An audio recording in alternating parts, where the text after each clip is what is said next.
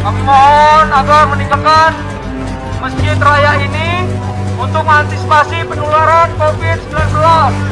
Di masjid nggak boleh dibubarkan, Bang. Kamu silakan aja di luar. Di luar apa? Di luar. Ini masjid. Nggak boleh dikeluarkan orang. Ini masjid. Jangan. Hari ini mungkin lebih setahun kita sudah memasuki masa pandemi. Sama dengan di masjid ini kita menjaga jarak. Boleh jadi kita di dalam masjid menjaga jarak, tapi di dalam pasar kita turun, kita berkerumun lagi, kita kumpul-kumpul lagi. Sebaiknya kita mau lawan, lawan saja, tapi melanggar hukum positif. Nah, agar kita tidak melanggar hukum positif, ya ikuti saja. Tapi dalam hati kita mengatakan, di dalam shop yang rapat ada kebahagiaan, ada kejayaan. Di mana ada sunnah, di situ ada kejayaan. Kenapa kemudian kita takut untuk berapat-rapat? Kenapa kita takut untuk merapatkan shop? Al-katifu bil katif, al-qadamain bil qadamain. Kelingking dengan kelingking, bahu dengan bahu, harusnya rapat. Sawwa tadilu, bersop, berapat-rapat. Tapi hari ini kita masih tetap menjaga jarak. Karena ada aturan manusia, ada aturan negara atau aturan pemerintah yang mengatur kita. Tapi di masjid jangan diatur juga. Tadi diumumkan bikin ambulan, duitnya dari jamaah. Anak yatim duitnya dari jamaah. Operasional masjid duitnya dari jamaah. Masih ngecrek sumbangan. Jamaah dimintain duitnya. Kemudian masjidnya diatur. Kalau mau diatur semuanya, operasional dakwah masjid bayarin oleh pemerintah, oleh negara.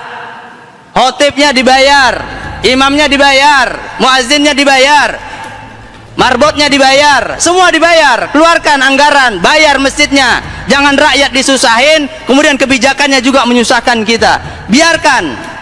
Saya beragama Islam, yang saya sampaikan bidalailil kitab wa sunnah. Yang saya sampaikan adalah kitab sucinya umat Islam.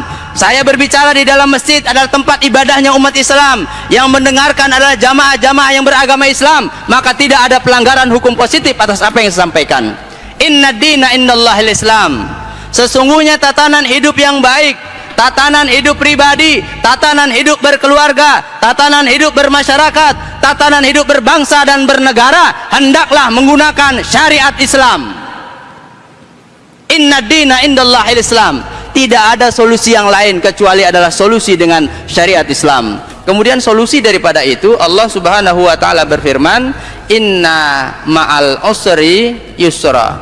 Inna itu adalah harfut taukid, kemudian ada ma'al usri. Selama ini kita tahu bahwa setelah kesulitan ada kemudahan. Ternyata bukan itu dalam Al-Qur'an. Dalam Al-Qur'an dikatakan bersama kesulitan, bahkan ada alfut taukidnya, sungguh kata Allah, bersama kesulitan ada kemudahan. Rasulullah juga mengatakan, kullukum ra'in wa kullukum mas'ulun an ra'iyatih. Setiap kalian adalah pemimpin dan setiap pemimpin akan dimintai pertanggungjawaban atas kepemimpinannya. Ati Allah wa ati Rasul wa ulil amri minkum. Kalau kita sebagai rakyat, bagaimana bahagianya rakyat? Kalau rakyat sudah mandiri, kalau rakyat sudah tenang, kalau rakyat sudah bahagia, ceria dengan caranya sendiri, maka definisi bagaimana kebahagiaan rakyat ketika rakyat bisa bertemu dengan rajanya. Itu adalah kebahagiaan yang luar biasa bagi rakyat. Paling tidak ketemu rajanya, kebijakan rajanya bisa membahagiakan daripada rakyatnya. Lalu hari ini bagaimana rakyat bisa bahagia? Kalau peta pendidikan saja mau dibajak. Kita tahu bangsa Indonesia punya adalah Pancasila yang disebut dengan ideologi kita, falsafah bangsa kita. Kita tahu bangsa ini bisa berdaulat karena berketuhanan yang Maha Esa. Bangsa ini bisa berdaulat karena berkeadilan sosial bagi seluruh rakyat Indonesia. Bangsa ini bisa berdaulat karena berkemanusiaan yang adil dan beradab dan selanjutnya. Tapi kalau hari ini bagaimana Pancasila akan dihilangkan dari peta pendidikan? Apa yang kita banggakan lagi dari bangsa yang besar ini? Indonesia ini harmonis, Indonesia ini bahagia, Indonesia ini berbahagia, Indonesia ini berkeluarga. Boleh jadi sekarang ribut, tapi tahun depan dia sudah salam-salaman. Budaya kita tinggi, kita selalu saling memaafkan, kita mudah memaafkan, kita mudah melupakan kekecewaan di masa lalu. Hari ini kita perang, hari ini kita ribut, hari ini kita bermasalah, besok kita sudah bermaaf-maafan. Kan kata Allah, ana inda dhanni abdi bih, kata Allah, aku ini bersama dengan keyakinan persangkaan hambaku. Ketika dia bilang sedih, aku berikan sedih. Ketika dia bilang sakit, aku berikan sakit. Ketika dia bilang kebahagiaan, maka aku berikan kebahagiaan.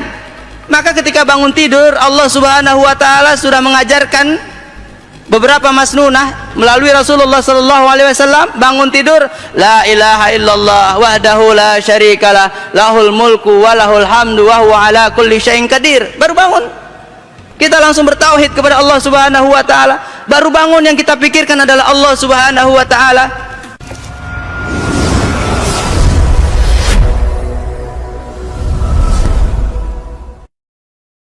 Hari ini mungkin lebih setahun kita sudah memasuki masa pandemi. Sama dengan di masjid ini kita menjaga jarak.